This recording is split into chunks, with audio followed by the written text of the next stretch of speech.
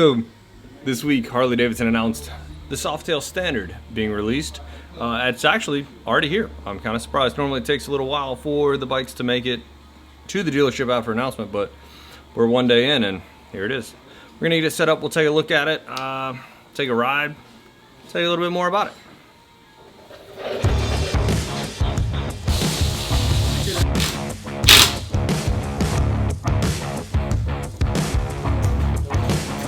How'd you get all those speeds? It was demeaning, demoralizing. I really hope these cameras are picking up that audio. Wow. Wow. Oh man. Woo! It's been a while since I run a camera in the shop, and boy is it fun. For those of you that don't know me, my name is John Maxwell. I'm a highly trained unprofessional right here at Chattahoochee Harley Davidson, and on this channel I bring you guys to work with me. So if you want to learn more about Harley Davidson, you should hit the subscribe button right now.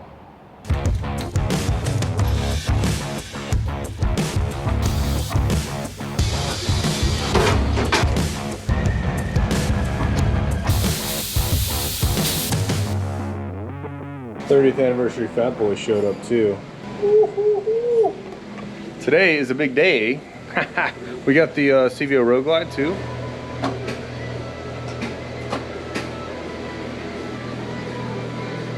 Hi Greg. Hello.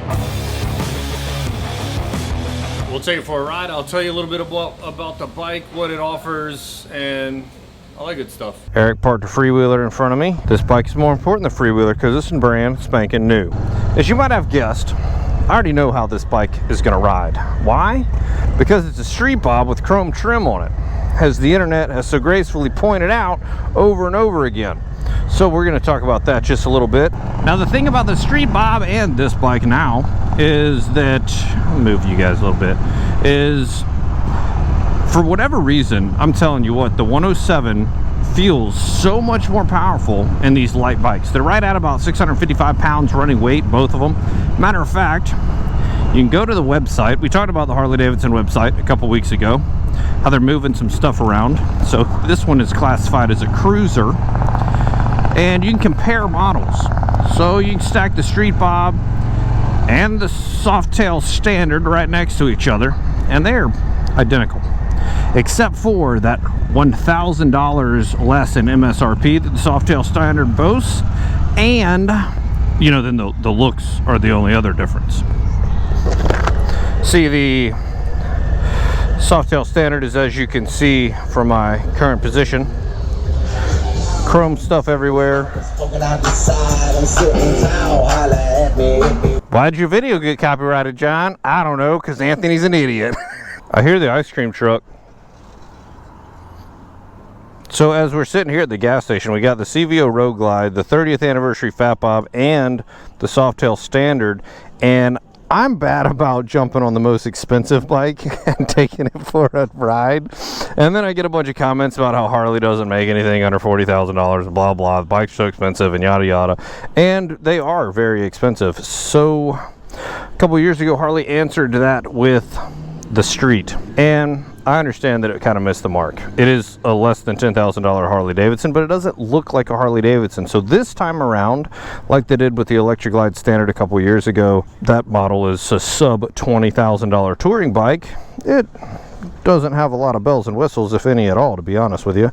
Well, neither does the Softail Standard. It is bare bones, you know, chrome trim and then polished engine covers. As you can see, they're polished aluminum. They're not chrome, they're not black, which a lot of guys don't like black. As a matter of fact, hey, do any of the other models come with chrome spokes? The Deluxe maybe? Okay. Everything else for spokes is like black now. So just looking at this bike, I was like, dude, I hadn't seen those in a couple years now. All right, let's put some gas in this thing. We'll get back to riding.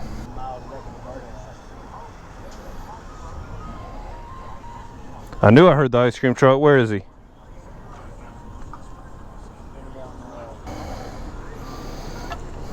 I did the tank doo-da-da.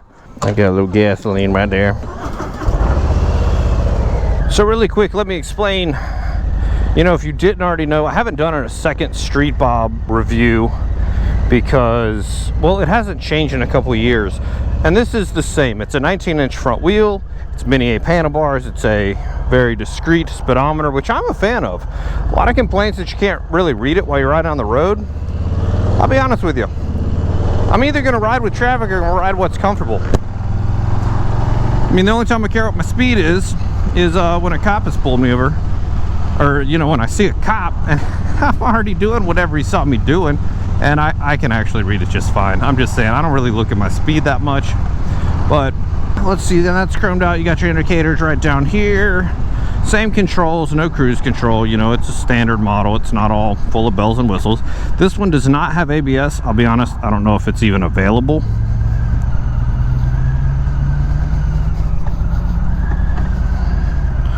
What else? Mid controls in polished aluminum brake pedal, chrome shift lever. What else we got going on? Solo seat, of course. Obviously, you can see that's Terry, the small boss.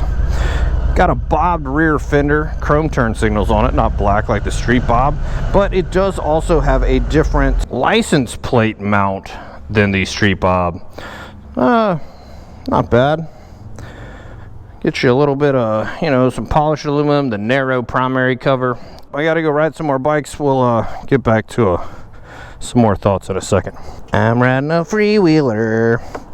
That way I can't fall over, cause it's a trike. The freewheeler also has a ton of power.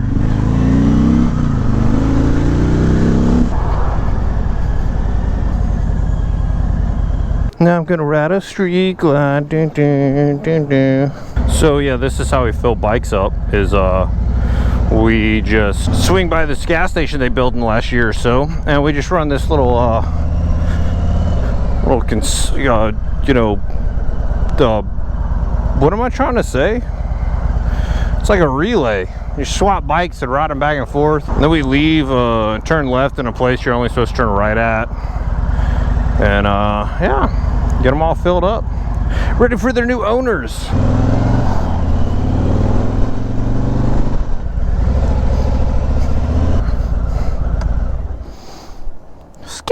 Oh, I'm gonna ride this Roadster. I've never done a review on a Roadster for no good reason whatsoever. It is my favorite Sportster that they offer, and for some reason I've just never done a video on it. Oh man, seat height's so high.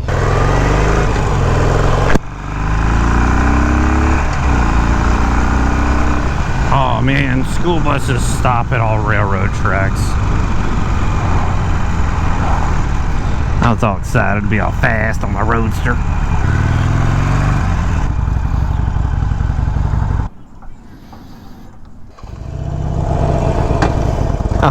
I just tried to put my feet at mid controls. Dun, dun, dun, dun, dun, dun. Speedometer's crooked, so it's like it's a bicycle. Not to be mistaken with a motorcycle. Is this yours? I see a speedometer that's crooked. You mad, bro? That's the Softail Standard, or Street Bob in chrome. I guess, you know, when the Street Bob first came out, it had some shiny stuff on there. I don't know why they didn't just call it the Street Bob, maybe because it's so much cheaper.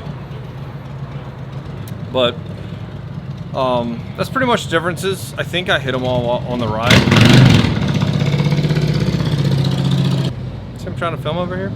The shotgun exhaust is slightly different. The Street Bob is staggered and the Softail Standard is even, the muffler ends. The differences are small. I guess maybe wrinkle black covers do cost more money than polished. Not really sure how they hit the price point at $1,000 lower than the Street Bob. Only difference is the finish of parts. So, I don't know. It's not really my department to know the cost of bikes though. All I know is I'm glad that Harley Davidson is, I mean, it does sound like they're listening. They say the bikes are too expensive, so they introduce some models that are less expensive. I mean, the internet's still gonna be pissed off for some reason. You know, it's a parts bin bike or whatever the case, but they created a whole new bike, the Street, at a lower cost, and nobody liked it either. So, Now they did a parts bin bike that's cheaper, and everybody's gonna complain about it, I'm sure, but I think it's a good bike. I mean, I really like the Street Bob for the same reason. It's the lowest cost, big twin, Milwaukee 8 powered. The 107 with that weight of bike, I've already said it, but whew, it is not the same. 110 foot-pounds of torque is what the book says. They're fun, man. They are a lot of fun. You got a lot of room to work with, money-wise. You know, it's a brand new bike, 2-year warranty.